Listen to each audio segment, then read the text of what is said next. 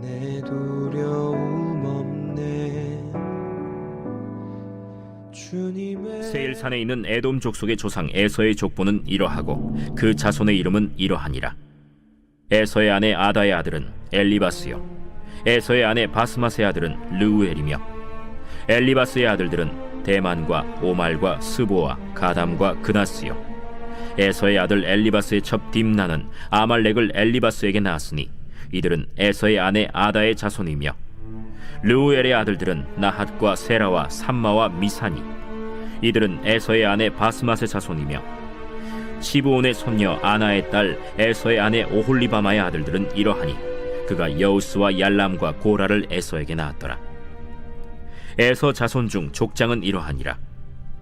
에서의 장자 엘리바스의 자손으로는 대만 족장, 오말 족장, 스보 족장, 그나스 족장과 고라 족장, 가담 족장, 아말렉 족장이니 이들은 에돔 땅에 있는 엘리바스의 족장들이요 이들은 아다의 자손이며, 에서의 아들 르우엘의 자손으로는 나핫 족장, 세라 족장, 삼마 족장, 미사 족장이니 이들은 에돔 땅에 있는 르우엘의 족장들이요 이들은 에서의 아내 바스맛의 자손이며, 에서의 아내인 오홀리바마의 아들들은 여우스 족장, 얄람 족장, 고라 족장이니 이들은 아나의 딸이요 에서의 아내인 오홀리바마로 말미암아 나온 족장들이라. 에서 곧 에돔의 자손으로서 족장된 자들이 이러하였더라. 그 땅의 주민 호리 족속 세일의 자손은 로단과 소발과 시브온과 아나와 디손과 에셀과 디산이니 이들은 에돔 땅에 있는 세일의 자손 중 호리 족속의 족장들이요 로단의 자녀는 호리와 헤맘과 로단의 누이 딥나요, 소발의 자녀는 알완과 마나핫과 에발과 스보와 오남이요, 시브온의 자녀는 아야와 아나며 이 아나는 그 아버지 시브온의 나귀를 칠 때 광야에서 온천을 발견하였고, 아나의 자녀는 디손과 오홀리바마니 오홀리바마는 아나의 딸이며, 디손의 자녀는 햄단과 에스반과 이드란과 그란이요 에셀의 자녀는 빌한과 사완과 아간이요 디산의 자녀는 우스와 아란이니 호리 족속의 족장들은 곧 로단 족장, 소발 족장, 시브온 족장, 아나 족장, 디손 족장, 에셀 족장, 디산 족장이라. 이들은 그들의 족속들에 따라 세일 땅에 있는 호리 족속의 족장들이었더라. 이스라엘 자손을 다스리는 왕이 있기 전에 에돔 땅을 다스리던 왕들은 이러하니라.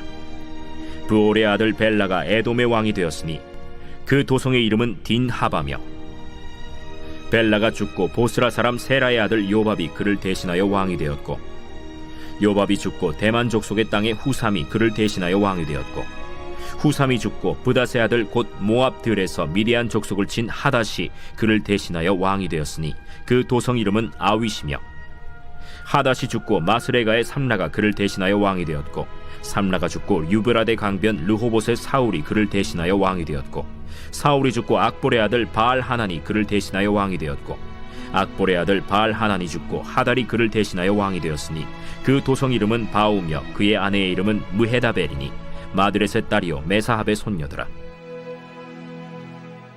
에서에게서 나온 족장들의 이름은 그 종족과 거처와 이름을 따라 나누면 이러하니, 딥나 족장, 알와 족장, 여대 족장, 오홀리바마 족장, 엘라 족장, 비논 족장, 그나스 족장, 대만 족장, 밉살 족장, 막디엘 족장, 이람 족장이라. 이들은 그 구역과 거처를 따른 에돔 족장들이며 에돔 족속의 조상은 에서더라.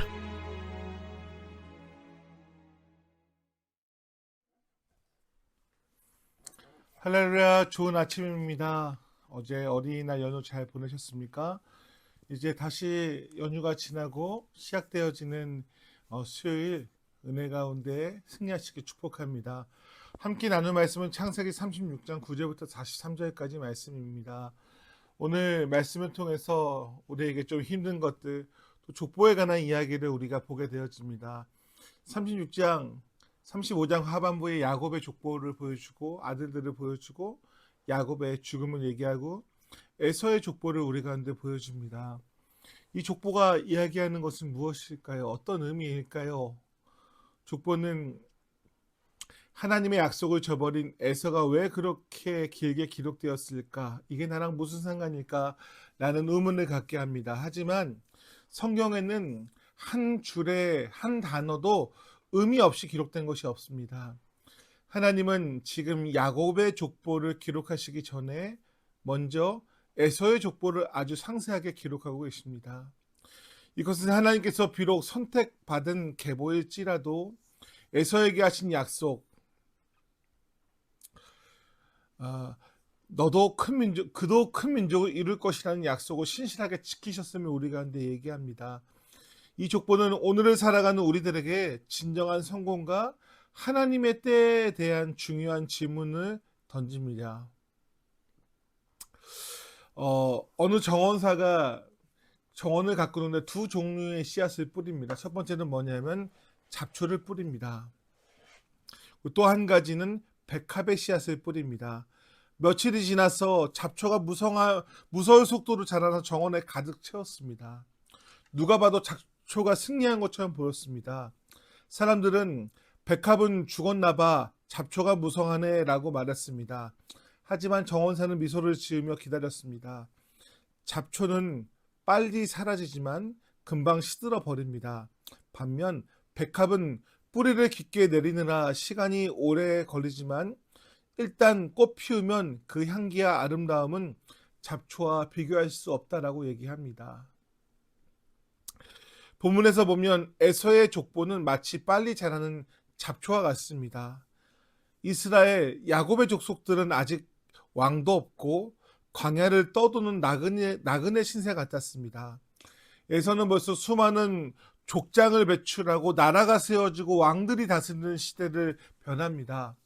세상의 눈으로 보면 에서가 더 잘 나가네, 에서가 야곱보다 더 복을 받았네 라고 말할 수 있을 줄 그렇게 보입니다만 본문은 우리들 가운데 두 가지를 얘기합니다. 첫 번째는 세상의 번영이 하나님의 선택을 의미하는 것은 아니다라고 얘기합니다.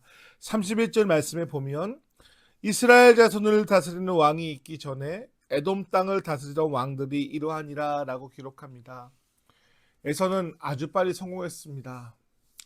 야곱의 자손들은 애굽에서 종살이를 하며 고통받을 때에 에서의 자손들은 이미 왕국을 이루고 위세를 떨쳤습니다. 하지만 기억하십시오. 속도가 방향보다 중요하지 않습니다.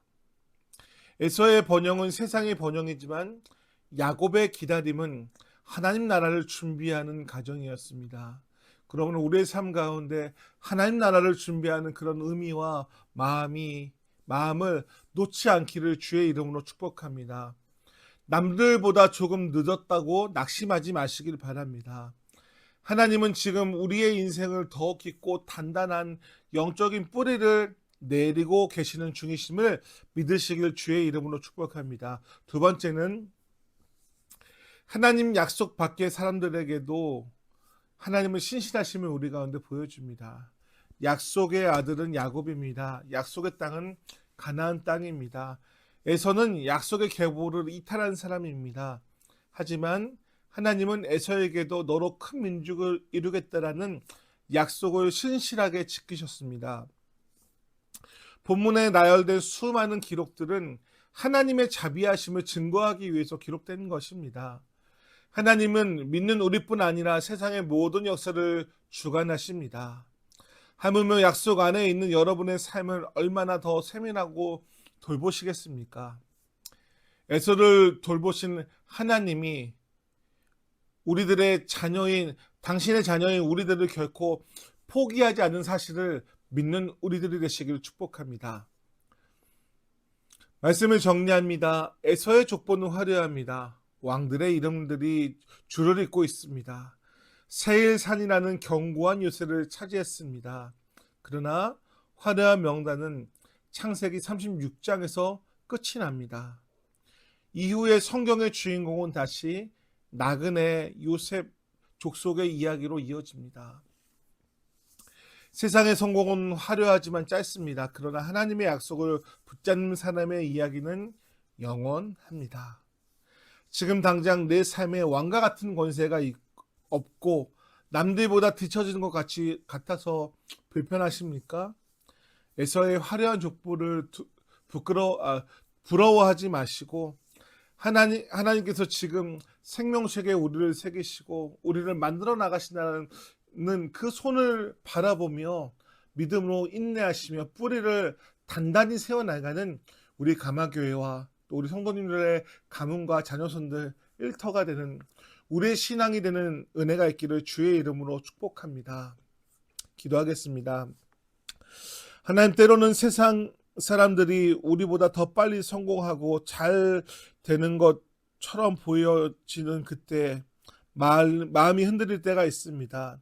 오늘 에서의 족보를 보며 세상의 번영보다 중요한 것은 하나님 약속 안에 머무르는 것임을 보게 됩니다. 속도보다 방향을 보게 하시고 비록 더딜지라도 하나님과 함께 하시는, 하나님과 동행하는 이 길을 기뻐하며 마음을 지키며 나아가는 주의 백성들에게 인도하여 주시옵소서. 감사드리며 예수님의 이름으로 기도합니다. 아멘. 말씀 붙잡고 기도하겠습니다. 믿음의 길을 인내하며 걸어갈 수 있도록 하나님께서 우리를 단단하게 세워나갈 수 있도록 세상의 번영이 아니라 하나님과 동행함을 선택하는 그런 믿음의 사람들 될 수 기도하시기 바랍니다. 교인들을 위해서, 교회를 위해서, 또 나라와 민족을 위해서 함께 기도해 주시기를 바랍니다. 감사합니다. 주님 앞에 이 몸을 맡길 때 슬픔 없네, 두려움 없네. 주님의 그 자비로운 손길 항상 좋은 것 주시도다. 사랑스레 아픔과 기쁨은 수고와 평화와 안식을 날마다 주님 내 곁에 계셔 자비로 날 감싸주시네. 주님 앞에 이 몸을 맡길 때 힘주시 내 위로함 주네.